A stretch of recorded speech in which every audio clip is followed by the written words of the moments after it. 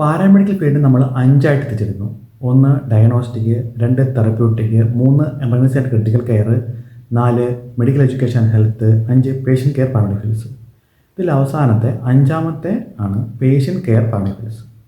പ്രധാനമായിട്ടും patient care ബന്ധപ്പെട്ട കോഴ്സുകളാണ് ഇതിൽ ഉൾപ്പെടുന്ന കോഴ്സുകളാണ് ANM, GNM, നേഴ്സിംഗ്. രണ്ടാമത്തത് ഓപ്പറേഷൻ തിയേറ്റർ ടെക്നോളജി. മൂന്നാമത്തത് ബ്ലഡ് ബാങ്ക് ടെക്നോളജി. ANM എന്ന് പറയുന്നത് ഓക്സിലറി നഴ്സിംഗ് ആൻഡ് മിഡ്വൈഫ്സ്. ഇതൊരു 2 ഇയർ ഡിപ്ലോമ ലെവൽ കോഴ്സാണ്. ANM പഠിക്കുന്നത് ബേസിക് ഹെൽത്ത് കെയർ, മിഡ്വൈഫ്സ്, അതുകൂടാതെ തന്നെ മെറ്റേണിറ്റി കെയർ ഒക്കെയാണ് പഠിക്കുന്നത്. ഇതിൽ പ്രധാനമായിട്ടും പേഷ്യൻ്റ് കെയർ, നേഴ്സിംഗ്, മിഡ്വൈഫ്സ് ഒക്കെയാണ് പഠിക്കുന്നത്. GNM എന്ന് പറയുന്നത് ജനറൽ നഴ്സിംഗ് ആൻഡ് മിഡ്വൈഫ്സ്. ഇത് ANM അപേക്ഷിച്ച് കുറച്ചുകൂടി അഡ്വാൻസ്ഡ് ഡിപ്ലോമ കോഴ്സാണ്, 3 ഇയർ കോഴ്സാണ്. രണ്ടാമത്തെയാണ് ഓപ്പറേഷൻ തിയേറ്റർ ടെക്നോളജി കോഴ്സ്. പ്രധാനമായിട്ടും ഓപ്പറേഷൻ തിയേറ്ററിനുള്ളിലുള്ള സ്റ്റെറിലൈസേഷൻ ഇൻസ്ട്രുമെൻസും അതുപോലെ തന്നെ ഓപ്പറേഷൻ തിയേറ്റർ മാനേജ്മെൻറ്റുള്ള കാര്യങ്ങളൊക്കെയാണ് ചെയ്യുന്നത്. ഇതിലും ഡിപ്ലോമ, ഡിഗ്രി, PG കോഴ്സുകളൊക്കെ നിലവിലുണ്ട്. മൂന്നാമതാണ് ബ്ലഡ് ബാങ്ക് ടെക്നോളജി കോഴ്സ്.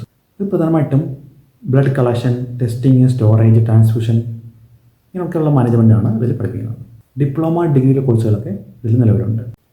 ഞാൻ പ്രധാനപ്പെട്ട 5 പാരാമെഡിക്കൽ ഫീൽഡിനെ പറ്റി പറയുകയുണ്ടായി. എന്നാൽ ഇതിലൊന്നും ഉൾപ്പെടാത്ത ഒട്ടനവധി കോഴ്സുകളുണ്ട്. അതിൽ പ്രധാനപ്പെട്ട കുറച്ചുകൂടി നോക്കാം.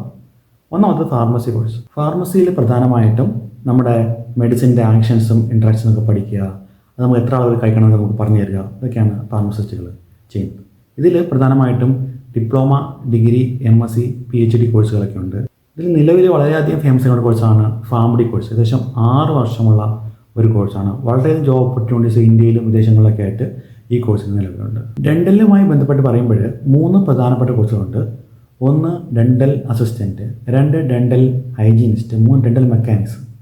ഡെൻ്റൽ അസിസ്റ്റൻ്റ് എന്ന് പറയുമ്പം ഡെൻറ്റിസ്റ്റിന് സഹായിക്കുന്ന, പ്രത്യേകിച്ച് സർജറികളിലൊക്കെ സഹായിക്കുന്ന ഒരു കോഴ്സാണ് dental assistant course. Dental hygienist scaling, polishing, cleaning ഒക്കെ ചെയ്യുന്നവരാണ് ഡെൻ്റൽ ഹൈജീനിസ്റ്റുകൾ. ഡെൻ്റൽ മെക്കാനിക്സ് എന്ന് പറയുന്നത് പല്ല് പോയവർക്ക് പ്രത്യേക കൃത്രിമ പല്ല് ഉണ്ടാക്കി വെക്കുന്നവരാണ് ഡെൻ്റൽ മെക്കാനിക്സുകൾ എന്ന് പറയുന്നത്. മറ്റൊരു പ്രധാന കോഴ്സാണ് ഡയറ്റീഷ്യൻ കോഴ്സ്. നമ്മുടെ ഡയറ്റുമായി ബന്ധപ്പെട്ട കാര്യങ്ങളൊക്കെയാണ് നമുക്ക് പറഞ്ഞു തരുന്നത്.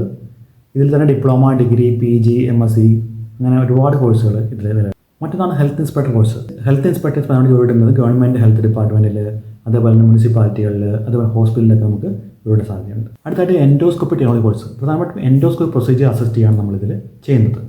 അടുത്തായിട്ട് CSST course, central sterile supply department. ഇത് പ്രധാനമായിട്ടും നമ്മുടെ ഹോസ്പിറ്റലിലെ ഇൻസ്ട്രുമെൻറ്റ്സ് ഒക്കെ സ്റ്റെറൈൽ ആക്കുന്ന ഒരു പ്രദേശമാണ് ഈ ഡിപ്പാർട്ട്മെൻറ്റ്.